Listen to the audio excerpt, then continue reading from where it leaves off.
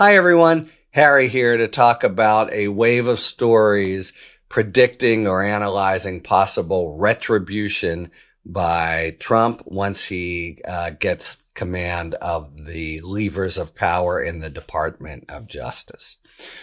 Okay, several aspects to consider here. The first is simply the politicized ordering of prosecutions of his political opponents. And the notion here, retribution is really a misnomer. The cases that were brought against Trump and his circle were solid under the facts and law, although it's an article of faith within Trump world that they weren't and they were sheer politics. So turnabout is fair play. Why not go after the folks who went after Trump in the last few years when he was out of power? So those current antagonists. So that would be the notion of really just corruptly using the prosecutorial power to afflict people who he felt had afflicted him. Now, he has said on the campaign trail, he made it an actual pledge of sorts to go after people. It was on a big applause line in many of his speeches, and we're talking about over 100 people. I don't think the bulk of those are going to be targets now, but I think some very much still stick in his craw, and we can start with Jack Smith and Letitia James, the AG of New York, who brought a civil suit and has successfully won a very large judgment. It's now up on appeal, might be reduced, but really won a very big judgment against Trump and Trump organization. Is that the sort of thing that he now fights back what he sees as a current battle with what would be corrupt, politicized use of the Department of Justice? Now, it's not just Trump who's involved here, right? You have his allies kind of beating their chests and tweeting.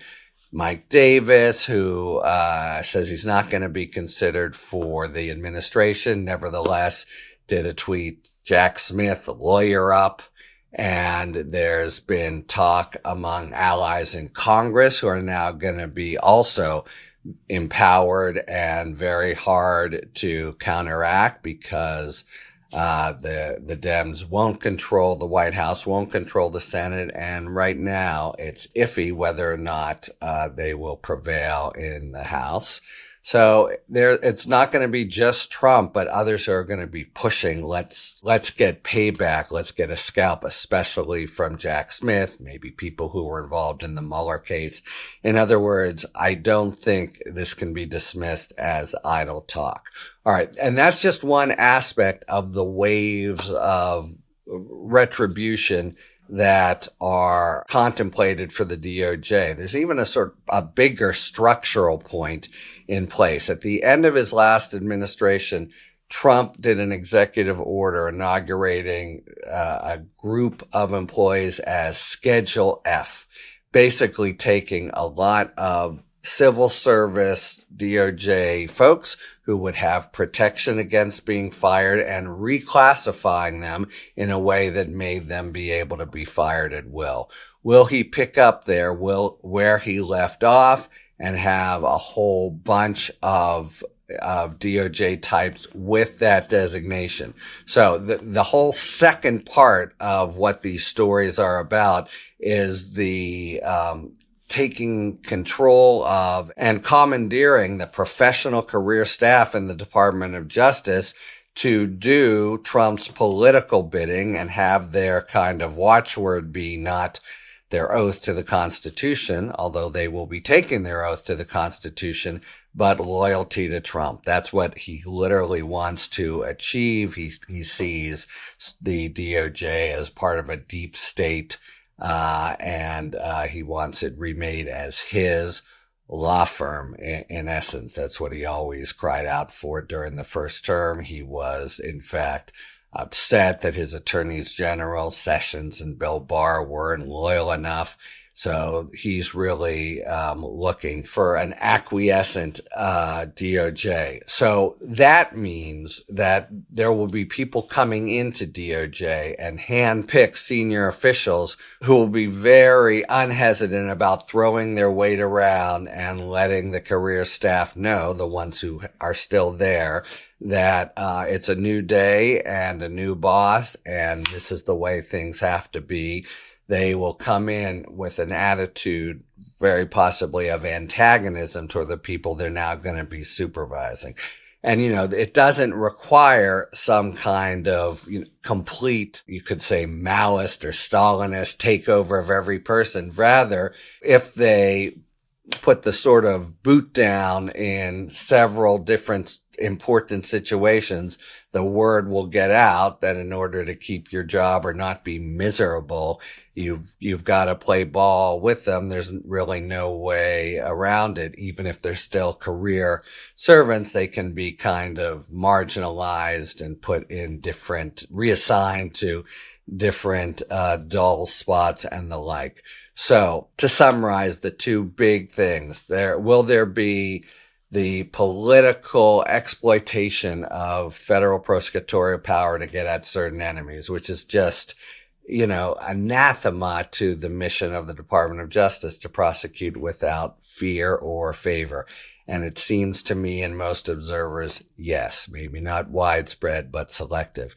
But then, in some ways, more importantly, will there be a general ideological takeover of much of the Department of Justice, certainly the more politically sensitive divisions, like, for example, civil rights, possibly antitrust, with the use of this new Schedule F, or just a very aggressive, forceful oversight by a senior department staff that's been picked totally in Donald Trump's image. That, I think, is a distinct risk too, and it's definitely, I can report this as a fact, one that has many people in the department now really consumed with fear and loathing and contemplating leaving. This is a moment of real crisis for the professional tradition of the DOJ and its record of a political action, certainly since Watergate, with maybe the erosion during the first Trump term. So DOJ watchers, and not everybody is, and some of this is fairly below the surface, fear both the kind of high-profile politicized prosecutions, and I think we can't rule those out, but even more the kind of infiltration and oversight by a forceful set of officials who insist that the DOJ need be basically remade in Donald Trump's image. It seems to be a priority of the administration. They're already sort of in there, as is their right, kind of fanning out to aid with the transition. But this is something that seems to be a real priority to hit the ground running with on January 20th. It's a prospect that has veterans of DOJ of both parties. This tradition that is right now threatened to be bulldozed is not Republican or Democrat. It's just the professional tradition of the DOJ that is really imperiled and may be the first sign of the government by loyalty that Donald Trump has essentially promised to institute. Talk to you later. Thanks for tuning in. If you enjoyed this video and other Talking Feds content, please take a second to like and subscribe. Talk to you later.